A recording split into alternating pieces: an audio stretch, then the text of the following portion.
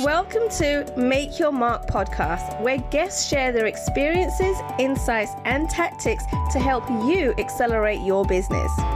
So building, scaling, and monetizing your business is made easier. And I will be your host, Kay Suthar. Hey guys, welcome to another episode of Make Your Mark. And oh boy, do I have a guest for you. He is amazing. Now, his name is Jordan. And Jordan is 34 years old. Wait, hold on a second. No, I what? No, I'm not 34. You was 34 years old. Many years ago, I was 34. All right. Now, at 34 years old, Jordan Adler was living in an enclosed garage. His rent was $200 a month, and he had two roommates. He carried $36,000 in credit card debt, and his job paid him $14,000 a year. He had tried 11 network marketing companies in 10 years and never signed up a single person and never made a single penny. And so the future looked really bleak for Jordan. Now, today, he is one of the highest paid network marketers in the world as the #1 affiliate with a legacy company called Promptings. Guess what, guys? He cracked the code. And now his best-selling book, Beach Money, has sold over 1 million copies, and 100% of the profits of his book are donated to an organization that helps entrepreneurs in developing countries start small businesses through microloans. That's right, guys. It all goes to charity. Now, he has spoken on stages with Richard Branson, Tony Robbins, Pitbull, and Eric Warr. Jordan believes that when you continue to send good vibes, good things out to the world and treat people the right way, good things will come your way. Oh my goodness, Jordan, welcome to Make Your Mark podcast. So excited to have you here. Thank you, Kay. It's great to see you again. We had some good times on the cruise ship, didn't we? Absolutely. Oh my goodness. That's where we met and we connected, and I learned so much about you and what you did. Right. Well, I feel like we've known each other forever, the moment we met. And so I knew from that point I had to have you on the podcast, right? Because you have been through so many ups and downs. I'm not going to give much away right now because I want you to tell the audience. But you went through a journey. And so yeah, I'm still going through a journey. Right. Well, so we all are going through a journey. But from going to living in a garage, right, having no money to where you are today, I know that didn't happen overnight, right? There was things that happened on that journey to get to where you are today. So I would love for you to share with the audience today a little bit about what that looked like for you. Absolutely. Thanks, Kay. I'm actually going to go back a little further. I grew up in the south suburbs of Chicago, and I was always wired as an entrepreneur. I don't know why, because I didn't grow up in an entrepreneurial family. Oh. My father made $28,000 a year at his peak. And in fact, when my father passed away 8 years ago, our family home, I sold it for $9,800. Not at $98,000, not $980,000, $9,800. That's the home I grew up in. So I was in a lower middle income neighborhood in the south suburbs of Chicago. But I was wired as an entrepreneur. So I would do things like paper routes and lemonade stands and things like that. And when I got a little older into my teens, late teens, I started reading personal development books. And I did go to college. I paid my way through college by working. I didn't get to take out any loans. Right out of college, I moved to Arizona with a degree, a guitar, a suitcase, and $250. And I started trying out different entrepreneurial things, but I had jobs along the way. And over the course of the next 10 years, I got involved in 11 different network marketing companies, never signed up a single person, never made one penny. And I was, like you said in the intro, I was 34 years old, living in an enclosed garage. I had two roommates that lived in the house. We each paid $200 a month, $36,000 in credit card debt. I had a Jeep broken down in the street that I hadn't driven in 2 years, couldn't afford to fix it. My job, I was working for an airline, and the company that I was working for filed bankruptcy. They cut my pay from $28,000 a year to $14,000 a year. So at the age of 34, I was earning $14,000 a year, living in an enclosed garage. It sounds so crazy to me today, but I got involved with my 12th network marketing company. And at that point, I figured things out. I kind of cracked the code, learned how to, how to network and how to set up an appointment and how to give a simple presentation and how to follow up. And then mindset, you're staying in the game, So what happened was on my 12th company, I started in network marketing. I started signing up about one person a month. I had met a guy. The guy's name was Russ Devan. Russ was in his late 20s at the time that I met him many, many years ago. And he was living in what I consider to be a mansion in Scottsdale, Arizona, with a big circle drive and a nice fountain out front. And I met Russ, and this is before I'd ever made a penny in any type of a business. And he told me that in the business of recruiting, whether you're talking about real estate, insurance, network marketing, or anything else, when you're in a business where you recruit people, you need to be prepared to recruit 20 to 30 people before you find one that's going to do anything worth talking about.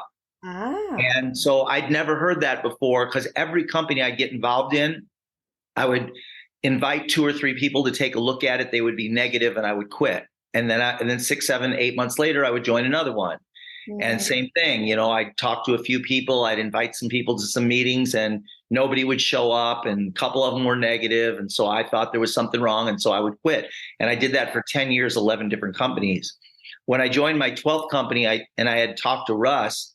Russ taught me that I need to be in consistent action a little bit every day for a couple of years. And so here's the way I thought about it. I thought if I could give 3 presentations a week, if I did that every week and I did that for a month, that would be 12 presentations a month. If 11 of them said no and 1 said yes, if I did that every single month for 2 years, that's 1 person a month for 2 years. That's 24 people, which would put me in the range of 20 to 30.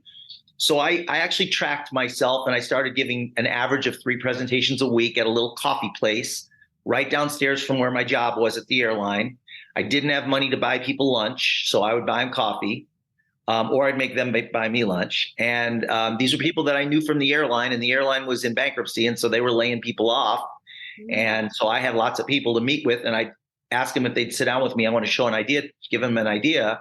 And we would sit down and I'd explain what I was doing. And then what happened was over 2 years, I signed up 9. I didn't sign up my 24. My goal was 24, 1 a month, but I signed up 19 in 2 years. So less than 1 a month. My 16th person was a lady named Jackie Ulmer. Do you know Jackie, Kay? No, I don't. So Jackie was a analyst at the airline, married to an airline pilot. And she had a friend in New Mexico named Judy Dubiel, who was a student and a secretary. So I brought Jackie in as my 19th person. And 19th person. And 16th or it was the 19th, I'm pretty sure. It's either the 16th or the 19th. I'm a little dyslexic on that. Pretty sure it's the 19th. Anyway, Jackie signed up Judy, and Judy started inviting people to her home. Now, network marketing is done differently today than it was back then. But over the next 3 years, Judy built a group of 12,000 affiliates, 12,000 distributors, and 40,000 customers. And I made my first $1 million. And I moved out of the garage and I started flying on private jets and I started hanging out in mansions with friends and upgrading my lifestyle, buying cars and all that. Living back then, my priorities, my values were a little bit different, but I still love a good life. But so that's kind of how I grew my business. And then what happened was, talk about setbacks. What happened was after 13 years with that company, and I had a huge income and I had this amazing life. What happened was the technology changed radically, and we were a technology network marketing company where everything went digital, and we owned hundreds of millions of dollars in digital, in analog switching stations around the world. And what happened was in 3 months, those switching stations, when digital got launched, those switching stations became obsolete. So we went from a $1.5 billion company to a $300 million company in 6 months. And our income went away. Yeah. So then at that point, that was after 13 years, I had lots of savings and I had some equity in real estate and things. So I had plenty of time, but I jumped into a new opportunity 19 years ago on the 27th. The 27th of this month, it'll be 19 years. I jumped into another opportunity. I'm an independent distributor called Send Out Cards, Promptings. Promptings is the name of our company. Right. And I've been the top distributor with them for years now. And I just did what I did over there, I did here only a lot faster. And yeah, so I mean, I could go on and on. There's lots of stories, lots of setbacks, lots of triumphs, but it's a constant journey. You know, we all go through it in all different parts of our career. Absolutely. But Jordan, right? Like you said that it was not until your 12th networking company that actually skyrocketed for you. Like at that point, most people would have given up and be like, oh my goodness, I'm not doing this. This clearly doesn't work, right? You've done it 11 times, 11 different companies. So what was the one thing that kept you going, right? And not stopping and trying all these different companies? Well, the truth is, Kay, because I get asked that question a lot. The truth is, I did quit. I quit over and over again. So I would quit, and then people ask me what kept you going. Well, the truth is, I would be really motivated, and then I wasn't motivated for a few months, and then I'd get motivated again because I'd find something new, and then I wouldn't be motivated, and I'd go for a few months, and then I'd find something new, and that's what I did, and that's what most people do, and that's why most people never make it. Right. I personally had a drive and a dream to have a financially free lifestyle. I wanted to be able to travel the world. I didn't want to have to report to a job. I had that dream, and I knew that the ticket to that dream was a passive income, a residual income, an income that would allow you to get paid over and over and over again for working one time. And there's lots of ways to do that. You can do that through rental real estate. And in most cases, you need to have a lot of cash and a lot of time to make money in rental real estate. Or you could buy vending machines, and you're not going to have a significant passive income until you have, I don't know, 30 to 50 vending machines, and they cost $2,000 to $5,000 each. So there's a big investment up front. I didn't have any money. I was broke, but I did have time. And I did understand the network marketing model. For all the work that you do up front, if you do it effectively, within a short period of time, you'll get a passive check. It may not be very big, but it's going to come in month after month after month. And then over time, you can accumulate an income stream. Right. So, for example, if you can put in 5 hours a week and you can find one other person that can put in 5 hours a week, you're now benefiting from 10 hours worth of work a week, but you're only putting in 5. And then if you could recruit somebody else over a period of a year or 2 years, if you produce somebody else that can put in 5 hours a week that will consistently do that, over time, you could maybe have 20 hours a week or 40 hours a week that you're getting paid on each week, but you're only putting in 5. So that was my goal, and I never, ever let go of that dream. And so I continued to pursue that dream until I cracked the code and figured it out.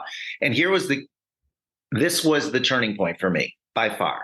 Okay. When I realized that the people that made it went through exactly what I went through, the difference was they didn't quit.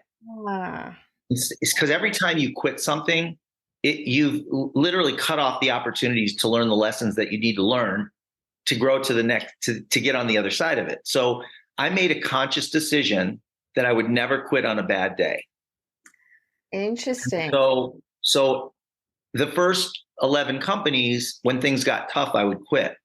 And it's difficult it's one thing to say it, it's one thing to think it, but when you're in it, when you're in the middle of it and you run into something that's like really hard, it's easy to go, you know what, it's not worth it. Sometimes even if you've got a lot of money invested in it, it's easy to throw in the towel. I just decided, and this has served me for many, many, many years now. I decided when things get tough, I don't quit. I come up with solutions. And that's what entrepreneurs do. Absolutely. Entrepreneurs are problem solvers. They're resourceful. So if you're not resourceful, you will never make it as an entrepreneur. You've got to be able to solve problems. And so when you come up against something that's really difficult, which you always will over and over and over and over again, it's what are you going to do with that? Are you going to transcend it, get to the other side of it, or are you going to throw in the towel? And people that don't make it in business, they all quit on a bad day. So Jordan, let me ask you this then, because it takes a lot of mental strength, right? To just keep on going when it's not getting you anywhere and you're forced to give up and, all these kind of things. So what was different about this 12th time, right? Because at that moment is where you had the switch, right? And that's where it really all worked out for you. So What was it about that 12th company where you're like, right, no, I've got to make this happen. I can't give up anymore and I got to keep on going? Yeah, so it wasn't the 12th company. In fact, one of the things I learned is it has nothing to do with the compensation plan, has nothing to do with the product. It has nothing to do with upline leadership or anything like that. It has everything to do with you, Mm. what you're choosing to focus on. So I'll tell a story and then I'll go back to, if you can imagine a fly trying to get through a window in your house, or a hummingbird, we'll use a fly. Fly's trying to get through the window, and 10 feet away, there's a wide open door. That's all the fly would have to do is shift its focus and it could effortlessly fly to freedom. But it sees the light through that window and it will not stop. It will literally squelch its little life out on the windowsill, trying to get out through that window. But there's no way that fly's ever going to. So it really does not have to do with how well the fly flies. That fly knows how to fly. It doesn't need a better flying coach. It knows how to fly. It just needs to shift its focus. And one direction leads to death and the other direction is effortless. And so one of the things I did is I decided I'm going to shift my focus. And so the main area of focus when you're dealing with challenges is always going back to your dream. Some people like dream boards. Right.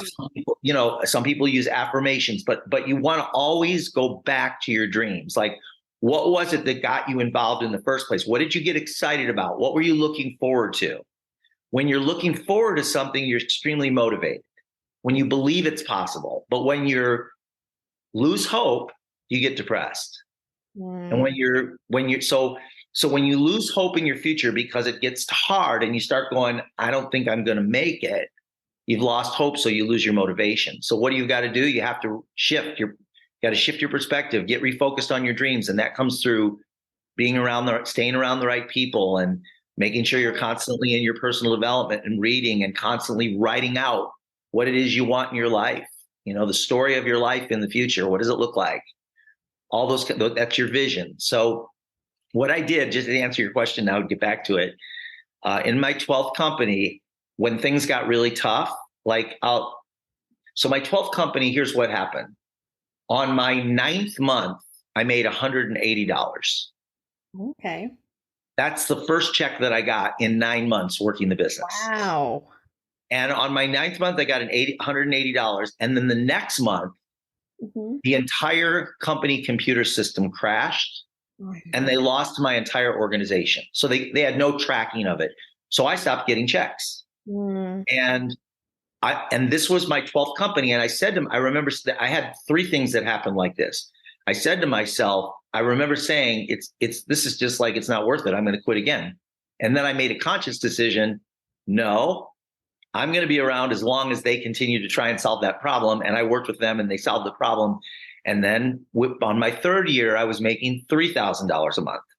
Wow. Between my 33rd month, so almost 3 years, and my 40th month, my checks went over $34,000 a month. Oh, wow. And then I went on to make millions and millions of dollars with that company. But I had 3 things that happened that I would have had every justification to quit. But I chose to work through it. And as hard as it got, lost sleep and feeling anxiety and wondering if, doubting. But I just made a decision that I wasn't going to quit. And I kept trying to refocus on why I got involved in the first place. I wanted that passive residual check. And I love people. I love serving people. And I knew that there was a lot of things that I could do, a lot of good things I could do in the world. If like my book, Beach Money, 100% of the profits of that book, we've given hundreds of thousands of dollars to kiva.org, which is a micro lending organization. We've helped literally tens of thousands of entrepreneurs start businesses all over the world through the loans provided through the sale of my book.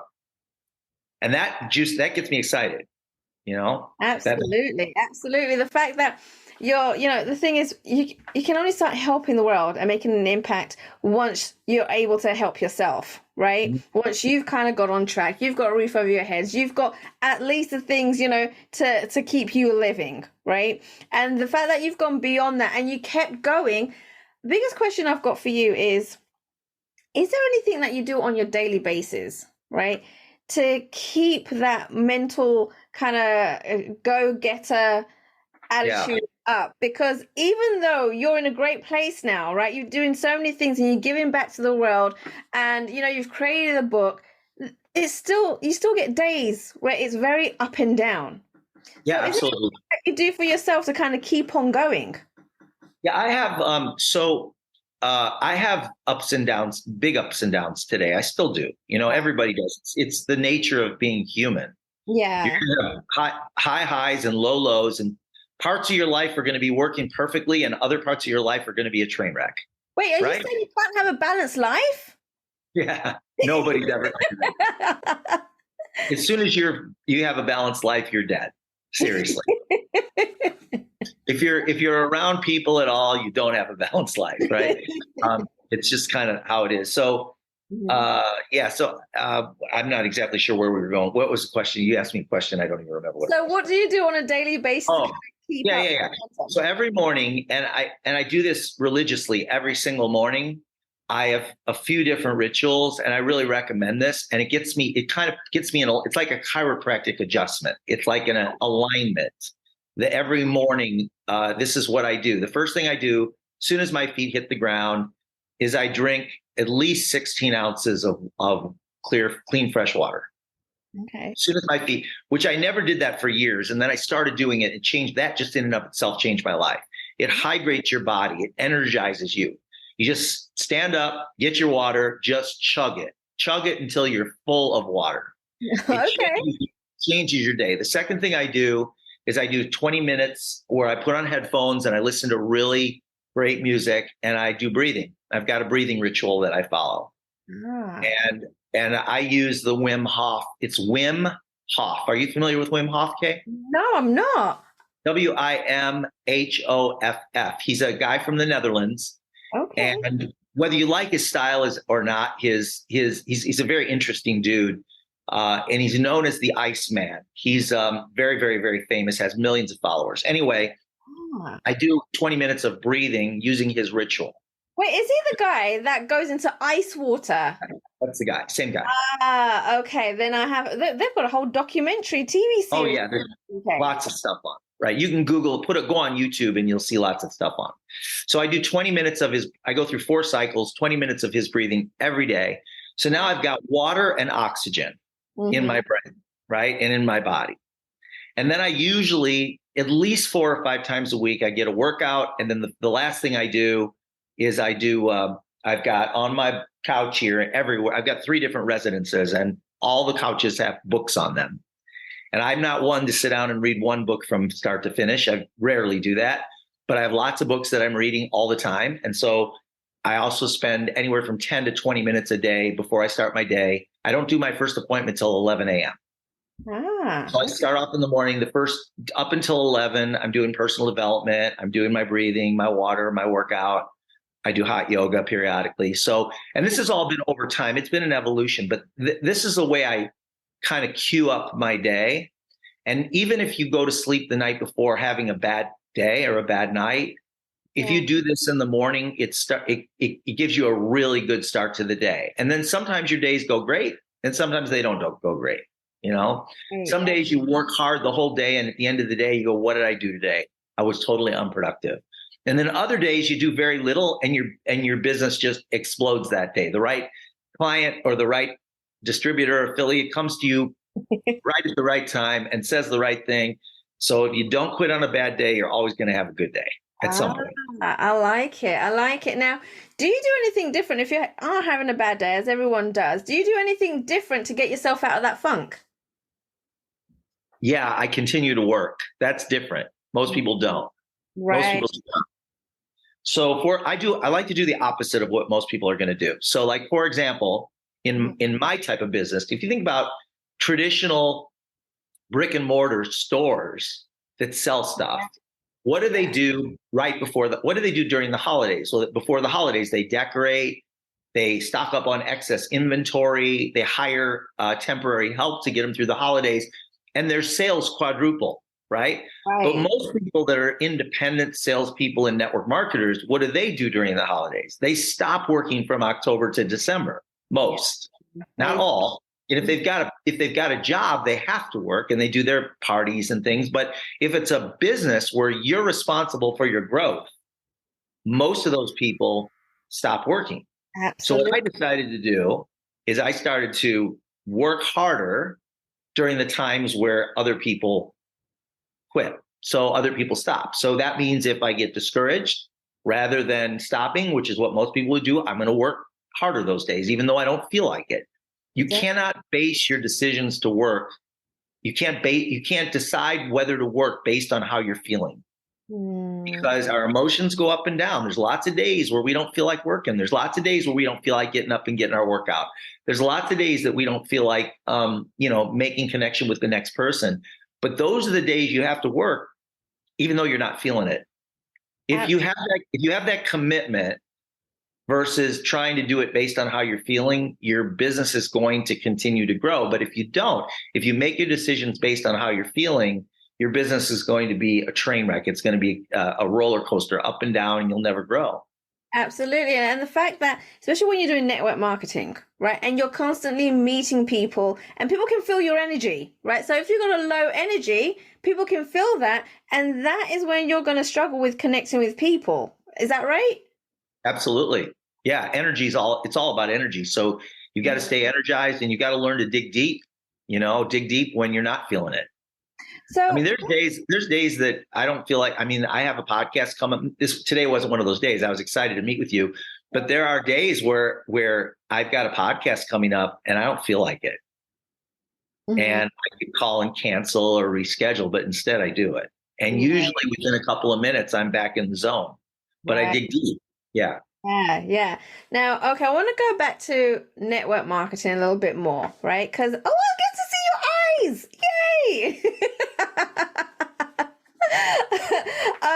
People say, network marketing is hard, right? You got to constantly be talking to people, right? You just want to kind of build an online business without having to talk to people.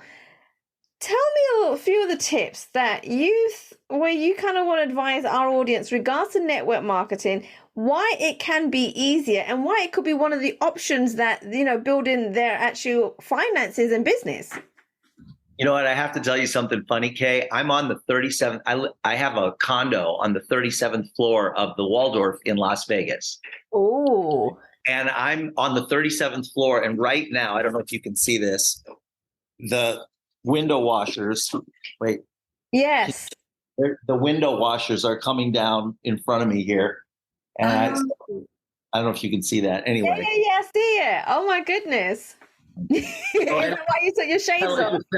It distracted me just a little bit. I'll give you a view of them when they come down a little bit lower. So what was your question? So give us some tips regards to, network marketing, why people should do it, and why it can be one of the ways that can actually generate their money rather than going elsewhere. Yeah, it's something that pays you very little in the beginning for a lot of work. To get paid a lot of money later for almost no work. Right. It gives you leverage, just like we were talking about before. You can never get leverage if you're trading time for money. Right. In other words, if there is an individual or a company that's buying your time wholesale and then selling it retail, you're constantly going to be working for your money.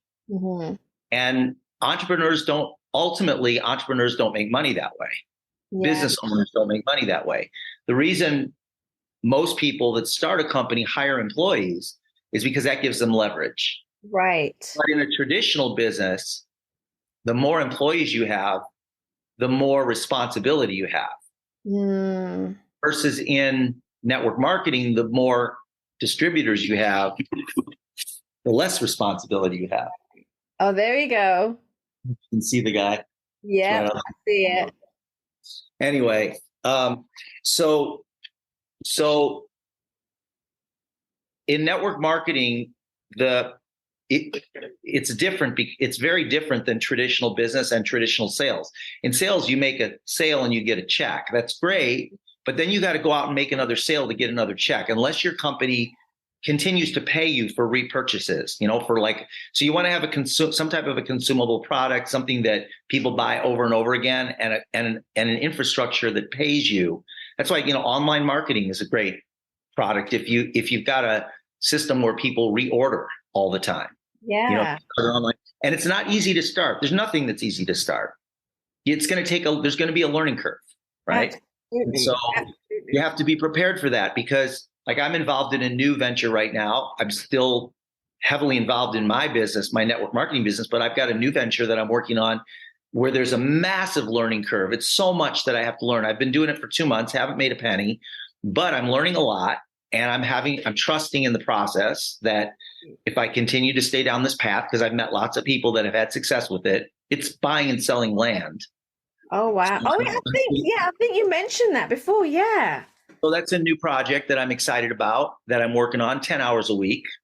I'm also, as you know, I'm a cigar smoker, and I've got my own cigar brand called Beach Money, Playa de Nero. And that's another project that I'm working on. So got lots of little, but here, going back to your question, I love network marketing because for somebody that does not have money to start a business, it takes very, very little money. It has huge upside potential with unlimited growth potential. And then also it gives you the leverage of time, which you cannot get in almost any other business without investing a whole bunch of money. I love that. And so you mentioned earlier on this episode about, making sure you have the right people around you, your network. With network marketing, what has that done for your network and its growth and building your email list? Tell us a little bit about that, because everybody wants to make sure that they continue to build their network. Yeah, networking is about building relationships, and it's not about lots and lots and lots of people. Right. It's not about recruiting lots of people or selling to lots of people. It's about finding the right people that this is the right thing for them to be doing now. Because one person, the right person, can grow to 1,000 distributors, 5,000 distributors, 10,000. If you have 5,000 distributors on your team through the leverage of the team, if you have over time, let's say it takes you 3 years to have 5,000 distributors and they each have 5 customers. Well, that's 25,000 customers. Right. That you're getting paid on each month. But you might have only brought, so like, for example, in the 19 years that I've been with my company, I've signed up about 650 people, which sounds like a lot, but that's only 3 a month. And you could do that working part-time. So it's about 3 people a month for 19 years. So it's about 650. From those 650, there's over 1 million customers. From the 650 and the growth of the team, there's over 1 million people that use our service every single month. And that throws off a residual check. So for 19 years, I've had a growing residual check that continues to feed my bank account. If I wanted to stop working for a year or 2 years or 5 years, that check would continue to come in. Wow, amazing. Now, you mentioned the next thing that I wanted to ask you about is your services. Tell us all what your services are and how you help people. Absolutely. So our company is called Promptings, and Promptings is all about, it's an intuitive thought that leads you to take positive action.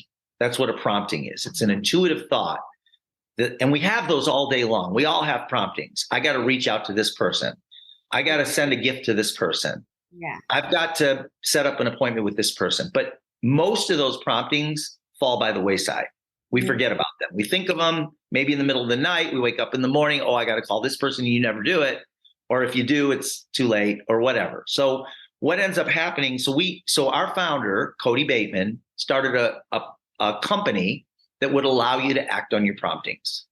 So when you think of somebody, you can jump on your phone or on your computer and have a personal card in the mail to them with a personalized message and pictures, where you hit the send button and the rest is done for you through our company. So you hit send, the card is printed, stuffed, sealed, stamped, and sent for you. And we've got gifts in the system that you can send as well. And so in our 19-year history, we've sent out 180 million cards. Wow. This week, because we're right before the holidays, we're sending out 150,000 cards a day now. Goodness. I I've personally sent thousands of cards over the past few days to people in my network. Do people still do Christmas cards and not e-cards? We're going to send out. Oh, there's nobody's doing e-cards right now. Really? Nobody. If you get 1 or 2 e-cards this year, I'd be surprised. First of all, 95% of them have viruses, so people don't open them because most of them are not real. But e-cards are a thing of the past. They don't even literally. People stopped sending e-cards probably 5 years ago. Oh my God, I'm late on that then. Christmas cards go, but it's hard to believe this, but the Christmas card sending is higher than it's ever been in history now. But it's done differently. It's done through cards, but people are buying it online and then they're hitting send and the cards are being shipped, right? Either they're being shipped to them or to the customer. So we will send out 8 million cards between now and the end of the year, Christmas holiday cards. Wow. For people, it's not us. It's for our customer base. People that have businesses send thank you cards to their customers with gifts. We have a air conditioning company that's got over 1,000 employees. And every year during the holidays, they send a card and a box of brownies. They spent $75,000 on brownies this year to send to their employees, to their 1,000 employees, along with a card, thanking them. Now, nobody does that. When you have if you have a company owner that does that with their employees, that creates retention, and retention has a lot of value because you don't have to re-hire those people. I'm getting the feeling it's because it's convenient. It's a click of a button and it can be sent out to everybody. Is that why everyone's doing this? Yeah, I was actually, I wish I had a card. I have tons of cards. Let me just show you something here real quick. Yeah, the reason people are doing it is it makes it easier for them, but it also creates a connection. It creates a personal connection. And because the only thing people get in their mailboxes today are bills and advertisements. Yes, that's true. When you get a card in the mail, a personalized card, pictures. Oh, sweet. Yes. It makes it personal. Comes in an envelope. Right. So yeah, so this is what we do is so you listen for your promptings and you act on your promptings. Right. So you go, you know what? I need to send a get well card to my friend Jerry. You do it right then.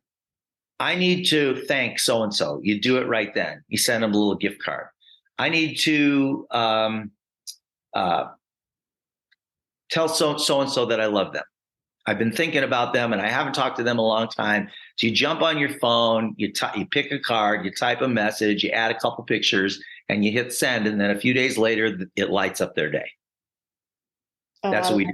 And we have a program. If anybody's interested, we have a program. It's $20 to try it and you get 10 cards and 10 stamps. Ooh. For $20, you get 10 cards and 10 stamps. And if you go to, where do I have my link? It's not on Jordan. It's on it's my link tree, which is Beach Money. It's my link tree. I mean, I don't know if you're familiar with that. Are you familiar with Linktree? Yes. Yeah, I have it in different places. If you follow me on Instagram, it's in my profile. It's at Beach Money Jordan. Beach Money Jordan. The link is in my profile, and if you click on that, it'll take you to the 10 card challenge. You can try it out if you want to. Amazing. Now, I know, Jordan, at this point, people are like, oh my goodness, I need to connect with Jordan. I need to find out more about what he does. So where can they go to connect with you? Yeah, the best way to do that, Kay, would be to join me on Instagram at Beach Money Jordan. You can send me a message through there. You can, see what we got going on. That's probably the best place to go. Fantastic. Now, before we end, do you have any last words to share with our audience today? Yeah, just make sure that, so much today is transactional especially with the internet, and there's so much marketing going on. Everybody's marketing. And now with AI, it's going to multiply it times 1,000. We're getting tens of thousands of marketing messages a day. Everybody's trying to get. What you really need to do is shift your focus, do the opposite, give, and build relationships with people. Make it personal. That would be the first thing. And the second thing is you want to live and die by your calendar. That'll keep you on your days that the days that you're having a down day, that'll keep you in action. So you want to make sure that your calendar is full during the time that you're planning to work your business. Make sure your calendar is full with meeting with people, and building those relationships. And that's really where the magic happens, always. Growth always happens in the relationships. It's not transactional. Absolutely. I love it. I love it. Thanks again for coming on to the show. So many golden nuggets in such a short amount of time. Thank you so much. My pleasure. It's great to see you. Thanks for the invitation, Dave. Absolutely. Thanks for listening to Make Your Mark podcast at www.makeyourmarkpodcast.com. Make sure you hit that subscribe button so you get this and every other episode that comes out. We have lots of great stuff coming, so make sure you hit subscribe so you don't miss it. And thank you in advance for all the reviews and comments. I appreciate it so much, and I look forward to serving you in next week's episode.